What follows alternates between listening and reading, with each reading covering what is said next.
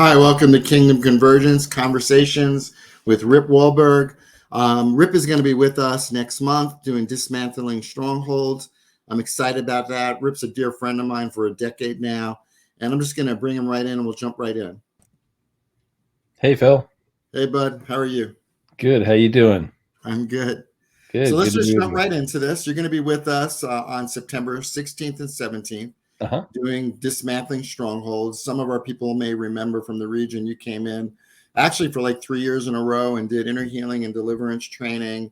hmm Tremendous times. We've been doing this stuff together for 10 years. You did it for the Vineyard Churches USA, Association of Vineyard Churches USA. You taught on this across the country. hmm So tell me how this particular topic, Dismantling Strongholds, is different from the other material that you've taught. Yeah. So along the way, I started to find that when we hit barriers in ministering to people, be it with just they're just not like breaking through something, or they're continually triggered, and like they're going, I'm just not getting. I had some prayer, but it feels like it receded and whatever, that kind of thing. And when we're doing deliverance and it feels like we're hitting a wall and just not getting anywhere, what I began to find is that basically pain and the stuffed emotions are a big blockage to connecting with the things of our life that are triggers. And so honestly, by the grace of God, I just feel like he began to show me like ways, and I'll say imagery and within scripture that that point to this idea. And so we're going to talk about that and talk about what do we do, how do we actually dismantle these idols. I refer to it as tearing down the idols of our pain. And so that's kind of like that has become most of my lead in this case. That's what makes this one different. Okay. So I know, I mean, I've known you, you're one of my dear friends. So I know that you've walked through some really painful things that Mhm. many people have not walked through, but some have had, the misfortune to have to walk through these things. And one of the things Mhm. that touched me on this was your focus on grief, because there's so many forms of grief, number one, and I don't Yep. know anybody that doesn't carry in some way or hasn't carried in some way some kind of deep grief, and that could really influence us. So can you tell us a little bit about your journey of that, and then what you've learned in that process? Yeah, so you're referring to losing our son Aiden 14 years ago now. And not only was it that in my life, but I also lost my mom when I was 13. And so Um, but it really was the journey of walking through the grief of Aiden and then really extending that journey out, because you can walk through the grief of even the loss of a child somewhere in the time frame of like 4 to 7 years. But for us now it's been 14, and it's like you can either survive those things or you can process the issues of the pain and the grief, and you Mhm. can actually thrive again. And I find that a lot of people that don't process their pain, their grief, they don't go to it, they stuff it, they avoid it. They actually just survive life, but God's healing can actually help us to thrive again. And so it's a matter of learning how to let him into our emotional world and touch those hard things, the things that trigger us from. And like what I found is how to do that, which is not difficult actually, but it's scary. That's the thing that makes it look difficult. It is not difficult to do this, but it's scary because it's going to hurt. But what I found is it's going to hurt as long as we avoid it. But if we go to it, it's going to hurt for a short period of time. If we process it well and process it thoroughly, it actually will be done with. And there's real healing to the whole memory and the, say, the trigger ability. So what I also learned in it is how to connect to my feelings and to express them before they become a problem. And because you asked me, what did I learn from it? So that's one of the things I've learned along the way out of losing Aiden and stuff like that. So that really was God's driving force to help me connect to like this idea. And he showed me things in the Bible over time, and gave me some imagery that I'll share. I'll draw it up. There's imagery that I'll draw and show people that this is what's happening for all of us. And so the other thing that I learned finally is that I have mine, but like you said, everybody has their pain. Everybody has their grief that we're walking around carrying. And my desire is to communicate not only my own story, but communicate truths of scripture, weave those things together in order to make it permissible for other people to finally deal with theirs. Yeah. Yeah. I mean, in my case, as you know, I lost my dad when I was 19. And I didn't process that grief for 14 years until Jason, my oldest son, was born. And that Right? kind of initiated it. And when I look back in retrospect, there was a lot of stuff I carried because I didn't know what to do with the grief. So, Yeah. and that's something I'm passionate about, for people to find wholeness. And I know you've walked through it. This isn't just theory. It isn't even just theology. It's biblically based, but it's also something you personally lived through, struggled with, overcame, found freedom in, and has helped others over the years get freedom from grief and loss, and the behavioral things, the addictions and different things that can Mhm. come out of that when it's unresolved. So Yeah. what I was wondering is, did you find in your process that as you did it in a healthy way, as you confronted it face to face and worked through it with God and perhaps with others, Mhm. did you find that there was some kind of maturity and growth and even wisdom you got out of the process? It's so interesting. That's a great question. And my short answer is yes, because as you probably know, when we experience traumas in life, especially in the developmental years, we actually in that area of life, the I think it's the like psychology understands that we stop emotional development and maturing at that point. And so I felt for many years, because of my mom's death, I felt like I was like a 35-year-old walking around in a 13-year-old's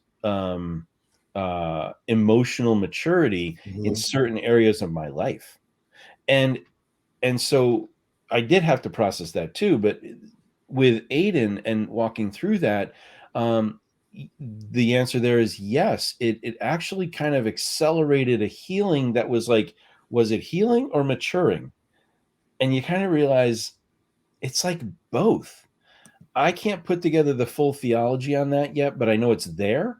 And that scripture talks about like the healing is actually maturing too. And so I feel like my life is not the same Mhm. now as it was 14 years ago. I would still prefer to have my son, as you would know, Mhm. but my life is not the same. I'm quite different than I was in Yeah. many good ways. I'm more, not perfect, but things like more patient with my wife. I can be literally, I don't have to be right as much. And people tell you, please don't say that. But there are ways in which I'm less aggressive because I don't need to, like, there's not that thing inside me, that need that there was before. Yeah, Yeah. that's good. That's good. Yeah, I always think of 2 Corinthians 1, that we comfort with the comfort that we've been comforted with. And I always That's look a at that in tongue the twister. context of what we have, what we walk through, the pain we walk through and come out the other side. When we do it well, we do it intentionally, actually empowers us to help others get free. And Yeah. you've modeled that. You really have modeled that our whole friendship for the last decade. Mm, Um, and thank I've you. always respected that about you. So in closing, if someone came, what do you think they should expect to receive and to take with them for the rest of their life? They can expect to receive some ministry, right? They can expect to receive teaching that's going to be, I'd say, direct in the sense of if you want to get free, you're going to have to do the work, and you're going to have to do the work of being willing to face your stuff. You can't excuse your stuff. You can't pawn it off on others. If you want to get free, you actually have to want it, and you're going to have to be willing to face it. And then we will gladly walk through with you a journey of trying to help you do that with the Lord. There'll be teaching. There'll be like diagramming, 2 sessions. One is on the teaching of the idols of our pain and what is going on with that. What are we doing when we give Bible bullets to people during ministry? And how is the pain blocking the light of actual truth? So we'll talk about a number of those things. And then the second time will be the second session on Saturday will be a discussion on strongholds, because this actually blends right in with strongholds. And it dovetails all together with deliverance. So it's like, we're not trying to teach a whole lot of deliverance, not that we're trying to stay away from it, but what you find is it just kind of dovetails, and deliverance will sort of more naturally happen, as opposed to having to put a lot of effort into trying to really stir it up so that someone can, so that a demon leaves. So that's what you can expect. Well, I think that your teaching on not speaking truth to pain is profoundly wise. And I can't That's my big term, right? What's that? That's my big term, right? Don't speak truth to pain. Don't speak truth to pain. And it was such a profound, when we first actually dialogued about your thoughts around that based on Job. And I just thought, that is so good. You've got to write a book on this, and you are writing a book on this. It's pretty much done. It's pretty much done. You hopefully be out later this year or early next year. Yep. And this material is going to be included in that. Is that right? Yes, it actually is. It's what I do is the book is written in 3 parts. I tell our story through the first year in part 1. Part 2 is basically this teaching that I'm going to do. And then woven a little bit with our story, it continued along. And then part 3 is testimonies of people that we have also helped, because it's not just my pain. It's, if I can tell you my story in an effort to help you connect to your pain, that you'd be willing to, if you've been holding it back. And then it concludes with basically like where our family is at. We have done this. We are doing this. And where's our family at today? Because our family actually is thriving and not just surviving. Yeah. That's good stuff, man. That's really good. I'm excited about the 16th and 17th of September. Me too. Having you here with us. I've taught on this. We jointly trained people in Turkey and in Tibet on this. You and I together have done that. Was fun. And it was fun. And I always like having fresh view of these things, not just how I equip. And what I particularly want to honor is, again, that this isn't theory. It's not just Bible study stuff. It's not something you read in a book. This is something that you personally have worked through, considered, prayed through, studied for, asked the Lord for his insights on your journey. And I've watched you help literally probably hundreds find healing. So I'm super excited about you being here. So if you're watching, I apologize for the terrible lag. I'm up in the mountains on my sabbatical, but wanted to get this done, and it's terrible connection. So my apologies, but trust me, listen, it's going to be awesome. We'll see you September 16th and 17th. Thanks, buddy. Love you, man. Love you too. Looking forward to it. See you then.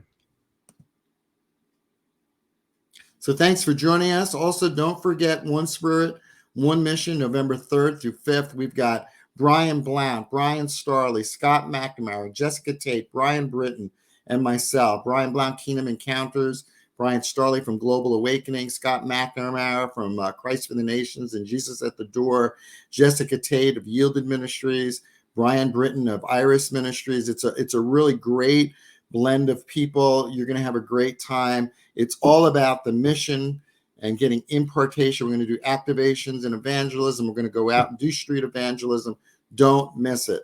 That's November 3rd, 4th, and 5th at the Convergence Equipping Center, 45 Burch Avenue, Amityville, New York. God bless you, and go be Jesus to someone this week.